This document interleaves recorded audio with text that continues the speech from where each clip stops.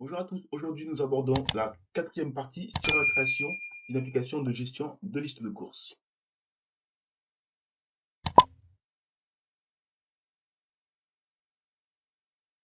Alors maintenant on va s'occuper de la méthode qui permet de sauvegarder nos listes de courses. Via la méthode Save Product, on vérifie si notre liste de courses a bien un nom. Sachant que via la méthode Add Product to List qui est appliquée sur chaque checkbox, on va enregistrer le produit dans la liste Product. Et ici nous n'avons plus qu'à envoyer au backend qui s'occupera d'enregistrer en base de données. Alors après avoir vérifié si j'avais bien un nom, je vais utiliser Axios. Pour poster, on va utiliser notre variable server link et on va lui passer l'URL add new list.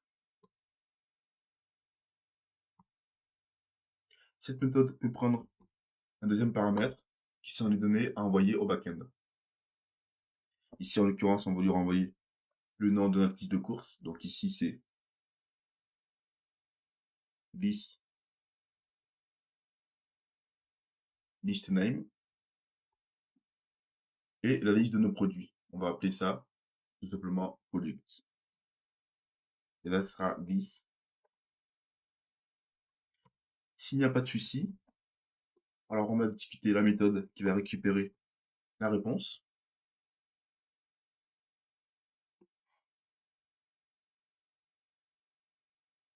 Et là, ce qu'on fera, on vérifiera que la réponse qui nous est retournée a le succès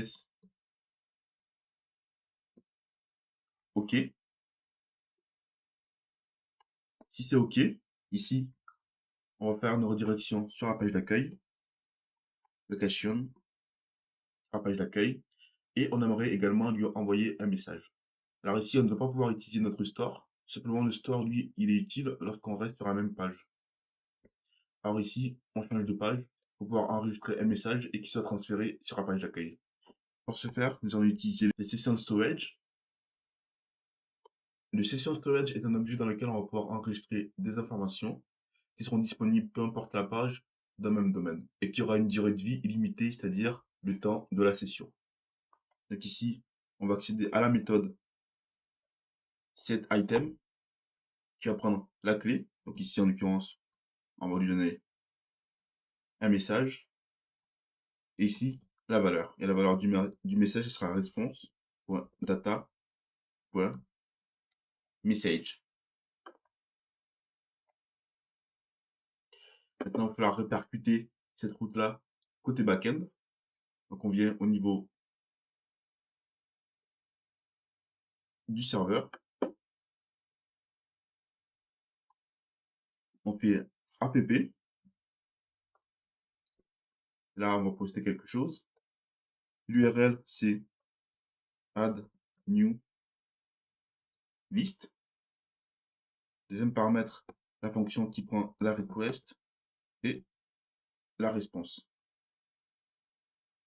Et là, comme d'habitude, on va utiliser notre liste avec la méthode, par exemple, add new list. On lui refile la request.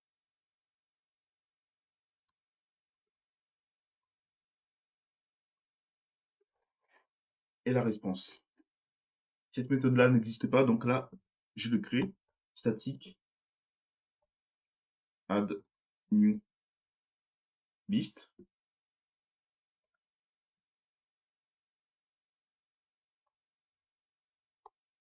Ce qu'on aimerait bien faire, c'est enregistrer le nom de la liste avec la date courante.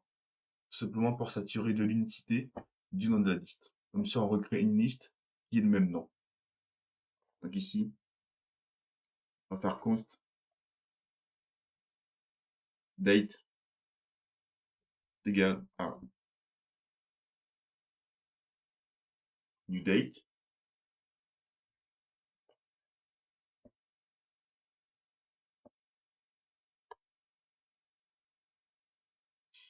On va relever le mois, date, getMonth, qui est une fonction à laquelle on rajoute plus 1 car le mois de janvier commence à 0. Ici, on va tester si c'est inférieur à 9, alors tu rajoutes un 0 devant.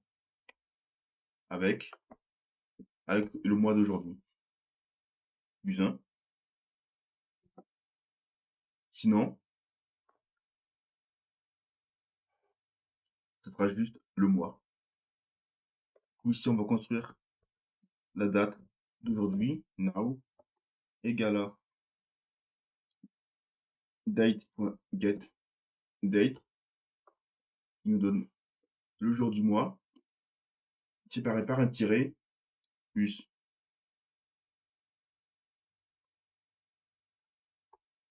le mois, séparé par un tiret, avec l'année en cours.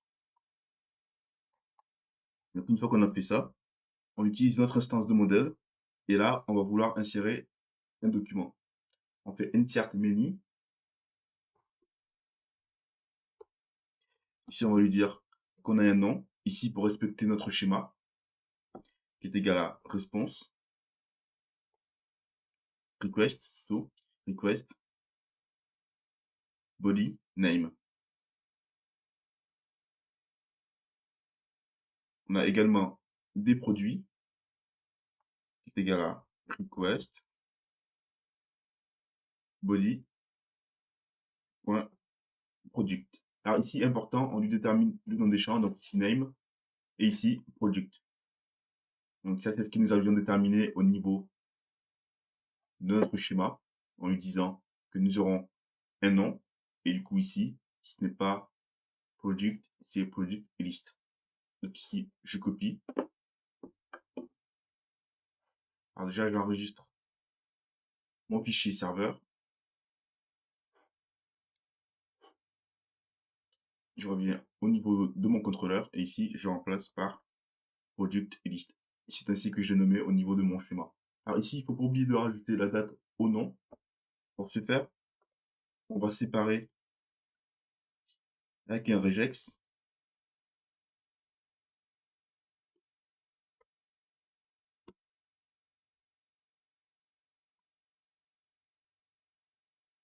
Ensuite, on rejoint le tout par un underscore.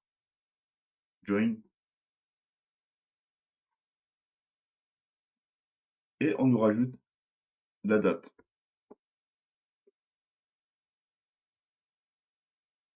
Donc c'est now. Alors pourquoi je split comme ça? Tout simplement pour remplacer les espaces éventuels dans le nom de la liste par un underscore.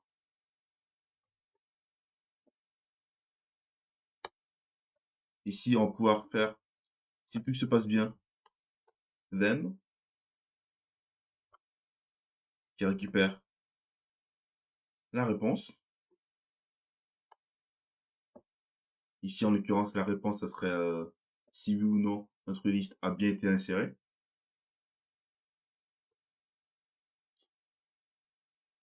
Insert et liste. Et on utilise la réponse.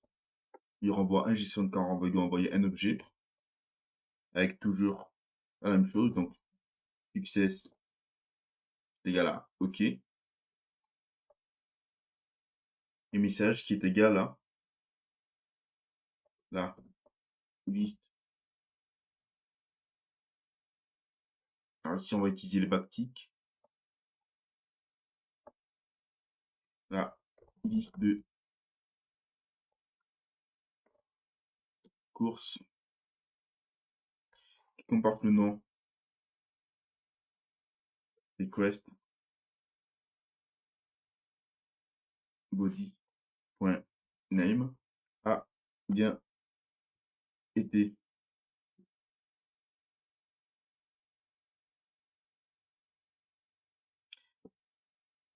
ajouté.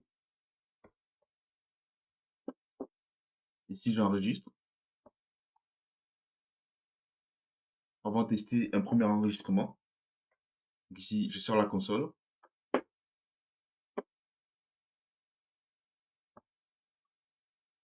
Liste, test. Alors, data est vide, sûrement parce qu'il n'est pas parfait. Donc, je reviens au niveau de mon serveur. Et ici, nous allons encoder notre URL et accepter le JSON. Nous allons app.use express. JSON ainsi que app use express URL encoded extended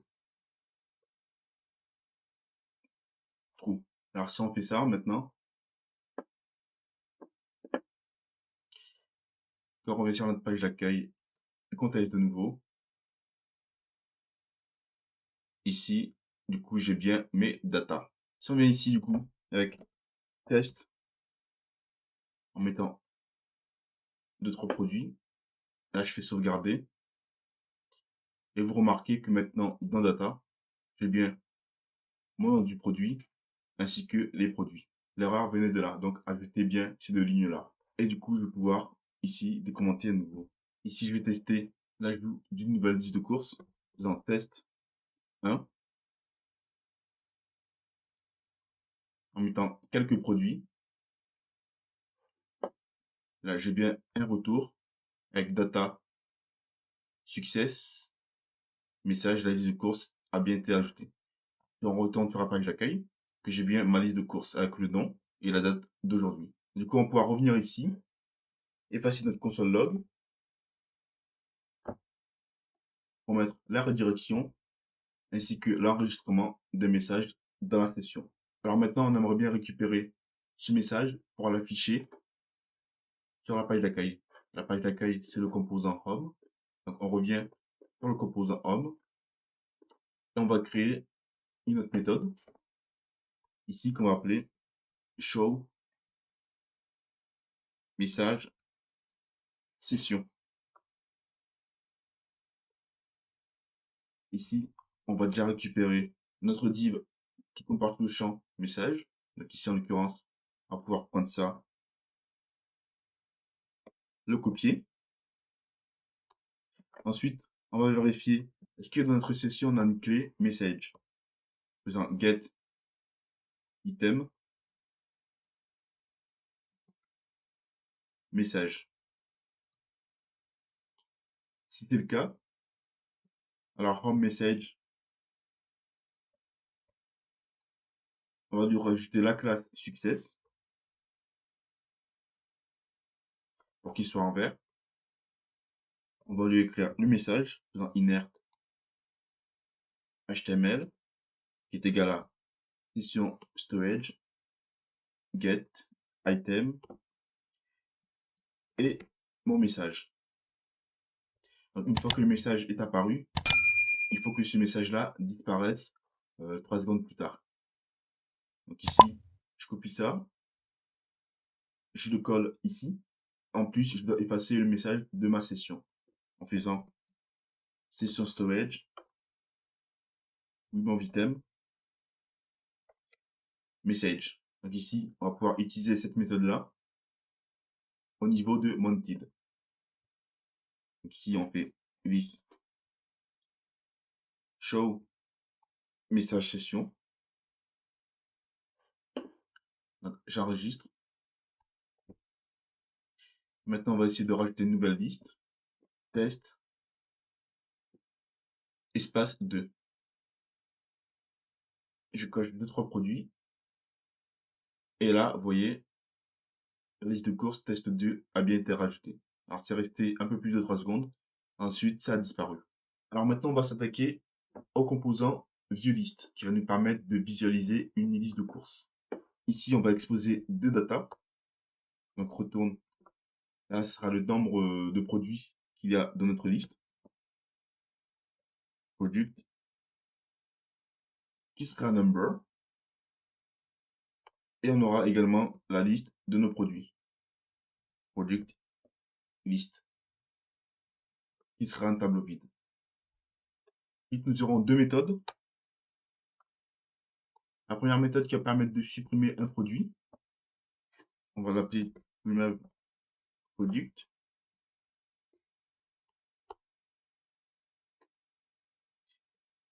Qui prend en paramètre l'événement actuel et qui va faire un E target parent node numéro. Donc ici, Alors, comme je vous l'ai dit dans la première vidéo, le choix que moi j'ai fait, c'est que je supprime l'élément juste du DOM. On pourrait faire le choix, évidemment, de supprimer le produit de sa liste de courses. Et là, on va faire 10 nombre de produits. On va le décrémenter. Ensuite, on aura la méthode done qui prend également l'événement en cours. Cette méthode-là permettra de souligner le produit en double-cliquant dessus. Donc ici, je fais e.target. Ici, on va utiliser toggle qui permet d'ajouter une classe ou de supprimer une classe. Et la classe s'appelle done. Donc c'est une classe qui a déjà été créée en CSS. Et du coup, maintenant, j'aimerais visualiser ma liste de courses. Par exemple, cette liste de courses-là. Alors si je fais ça, là, je tombe sur le message qui est affiché au niveau du mounted. Donc si on descend au niveau de view list, c'est ça qui s'affiche. Ici, ce qu'il ne faut pas oublier, c'est au niveau du composant home, récupérer nos listes de courses. Ici. Donc ici, lorsque le composant est monté, on récupère toutes les listes. Et on aimerait également rajouter nos listes à notre store en faisant list store.setItem.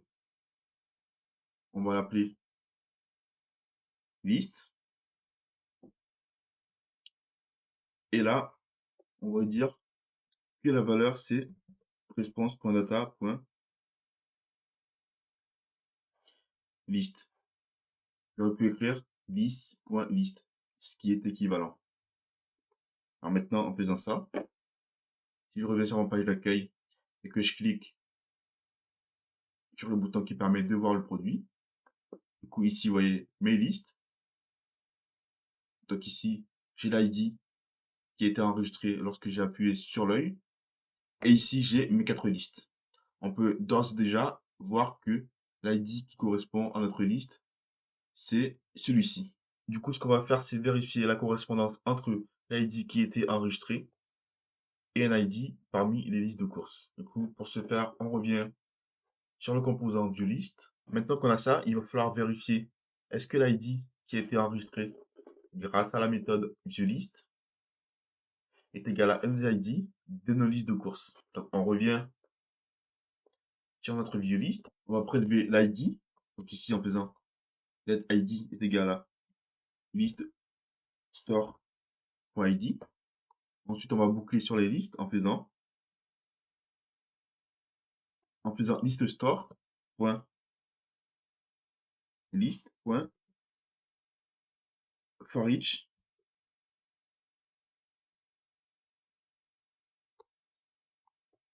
qui prend en paramètre nos listes de courses.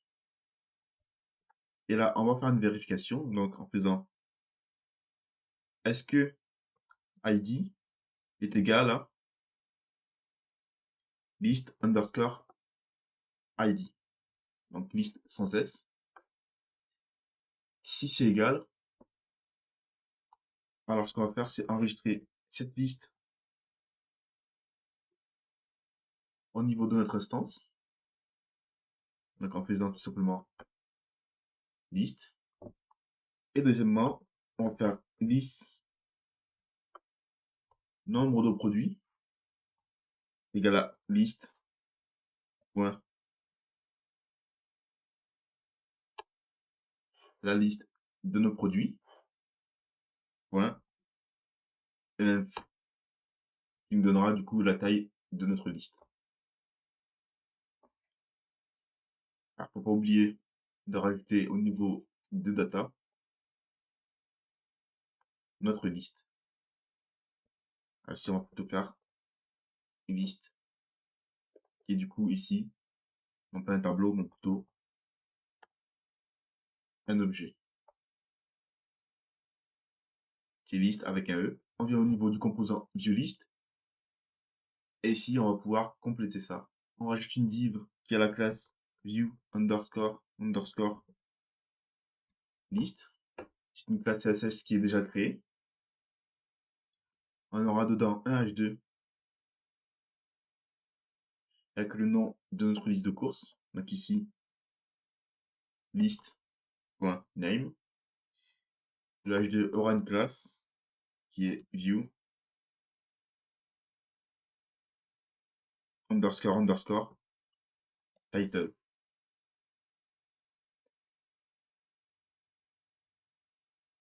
Ensuite, nous aurons un UL qui va parcourir tous nos produits, qui possède la classe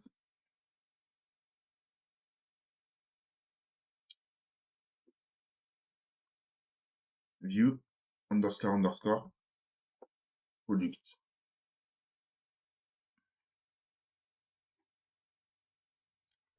Ensuite, avec ce ULI, on va parcourir l'ensemble de nos listes avec un V fort, faisant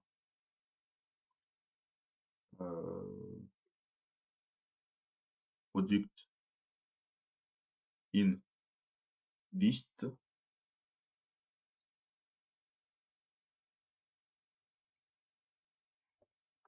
Donc ici, c'est project of list.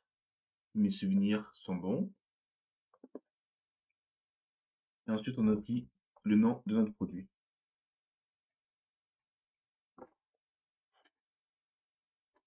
C'est plutôt product.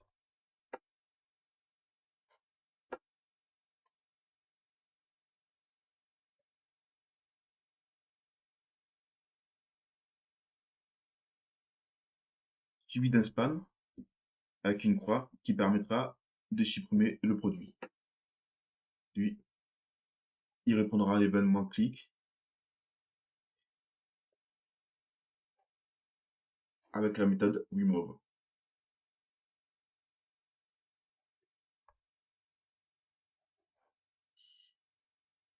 Au niveau de chaque produit, il répondra à l'événement double clic.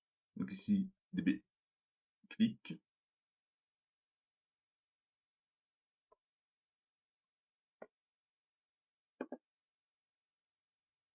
Et la méthode donne.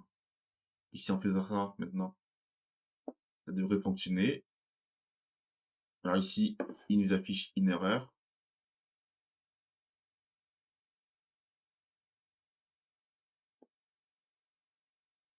Alors ici, autant pour moi, ça fonctionne très bien. Faire attention, for each, c'est avec un E majuscule et non un E minuscule. Ici, c'est pas une classe, mais c'est un ID.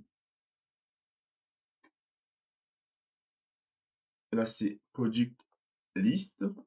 Et ici, c'est la méthode remove project. Donc maintenant, si on fait ça, vous constatez ici, j'ai bien ma liste de courses avec ici chacune de mes liens. Alors ici, il va falloir appliquer une classe qui est view product. Alors là, c'est beaucoup plus joli. Maintenant, si je reviens sur la même liste, on constate de nouveau que les produits sont toujours là. Je peux également double-cliquer. Alors ici, il faut rajouter au double-clic. Ici, c'est dbl click, la méthode donne.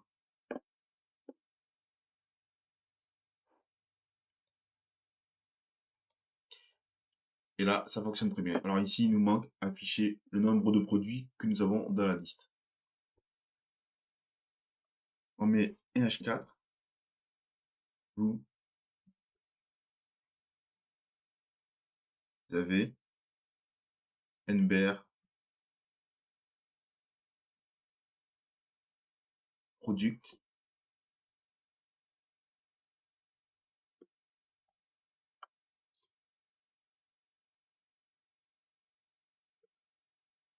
Dans votre liste. Alors je vérifie ici, c'est bien NBR product avec un S.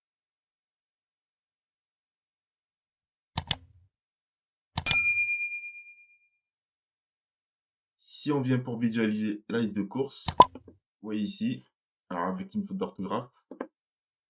Et maintenant, si je supprime, automatiquement le nombre de produits diminue.